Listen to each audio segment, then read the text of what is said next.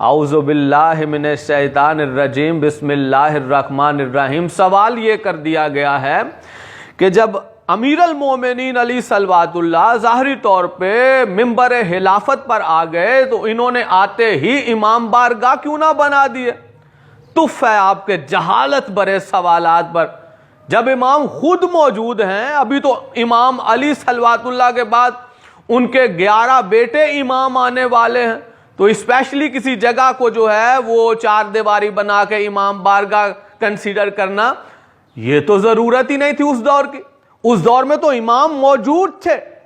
تو وہ مسجد کے صحن میں ہو تو وہ امام بارگاہ، وہ کسی خیمے میں ہو تو وہ امام بارگاہ، وہ کسی میدان میں ہو تو وہ امام بارگاہ، وہ کسی جگہ پہ اپنے اصحاب کے ساتھ بیٹھ جائیں تو وہ امام بارگاہ، جہاں ان سے کوئی سوال کر لے تو وہ امام بارگاہ۔ یعنی جہاں جہاں امام موجود ہوتے تھے تو وہ امام کی بارگاہ ہی ہوا کرتی تھی۔ اور اب رہی بات یہ کہ اب جو ہے امام زمان غیبت میں ہیں اور ظاہری طور پہ ہماری نظروں کے سامنے نہیں ہے، ہماری نظروں کے سامنے پردہ ہے، اب ہم امام کو جو ہے وہ ظاہری طور پہ دیکھ نہیں رہے، تو اب جو ہے یہ کوئی شوقیہ بات نہیں ہے، کوئی رسمن بات نہیں ہے۔ دیکھیے بات یہ ہے کہ پہلے یہ مجھے آپ سوال کا جواب بھی دیجئے گا سننے کے بعد کہ آپ جو ہیں وہ امام بارگاہ میں کیوں نہیں آتے؟ یعنی جو امام بارگاہیں بنائی گئی ہیں، آپ مسجد میں جاتے ہیں، امام بارگاہ میں کیوں نہیں آتے؟ کیا امام بارگاہ میرے بڑوں کا ہے یا آپ کے بڑوں کا ہے؟ نہیں، یہ محمد و آل محمد کا تذکرہ ہوتا ہے۔ آپ کے نہ آنے کی ایک وجہ میں بتا دیتا ہوں، کیونکہ آپ کے بڑوں نے جن سے آپ نے دین لیا ہے، سنت لی ہے، انہوں نے آل نبی کو فقط قتل ہی کیا ہے یا زہر دیا ہے، تو اس لیے آپ جو ہیں امام بارگاہ میں نہیں آتے۔ اور دوسری بات یہ ہے کہ آپ نے ان کو امام نہیں مانا جو رسول کی گود میں آئے اور جن کا گوشت پوش ہی رسول کے لعاب دہن سے بنا اور جنہوں نے تعلیم ہی رسول اللہ سے پائی، اور رسول نے جن کے لیے کہا کہ میرے بعد میرے جیسے یہ ہیں، تو پھر ظاہر ہے آپ نے جو شرمندگی آپ کو ہوتی تو ظاہر توبہ کر کے جو ہے وہ اللہ کی طرف سے انتخاب شدہ اور بھیجے ہوئے ائمہ کو مان لیتے ہیں، لیکن شرمندگی نام کی آپ میں کوئی چیز ہی نہیں ہے۔ آپ نے ان کو امام مان لیا کہ جو رسول کے سالوں بعد آئے، اور میں نے پھر سے اس کو کیا کہوں کہ جن کی کوئی چیز رسول سے ملتی ہی نہیں ہے،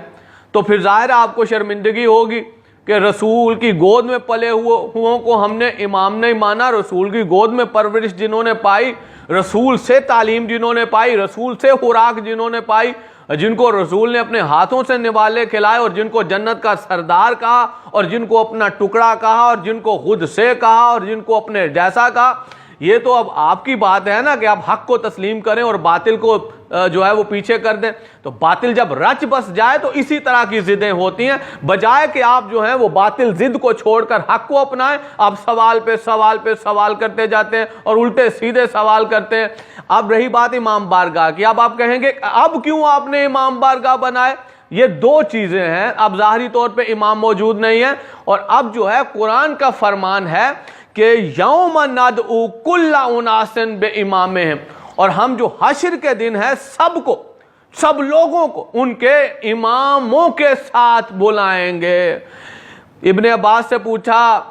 کسی نے کہ اس کے بارے میں کیا ہے کوئی حدیث؟ کہا ہاں میں نے رسول سے پوچھا، یا رسول اللہ ہم تو بچ گئے، ہمارے امام آپ ہیں؟ کہا نہیں، میں نبیوں کا امام تو ہوں لیکن میں فقط رسول ہوں تمہارے لیے۔ تو کہا پھر امام کون ہے؟ کہا میرے بعد امام علی ہیں، پھر امام حسن ہیں، پھر امام حسین ہیں، پھر اولاد حسین میں سے 9 امام ہیں، اور وہی سلسلہ چلے گا امام زمانہ یعنی امام مہدی تک۔ تو جب رسول نے فرما دیا کہ میرے بعد امام کون ہیں تو آپ ان کو کیوں نہیں مانتے؟ اب قرآن نے کہا کہ اماموں کے ساتھ اٹھیں گے، تو اب امام بارگاہ کی ضرورت تھی کہ ہم جو ہیں وہ امام بارگاہ بنا کے آپ کو بلاتے اور آپ کو کہتے کہ دیکھو قرآن کا حکم ہے کہ اماموں کے ساتھ اٹھنا ہے، جس کا جیسا امام ہوگا ویسا ہی اس کا حشر ہوگا، اگر امام ہی غلط ہوگا تو پکڑ کے وہ امام کے ساتھ گروہ کو بھی جہنم میں ڈالا جائے گا۔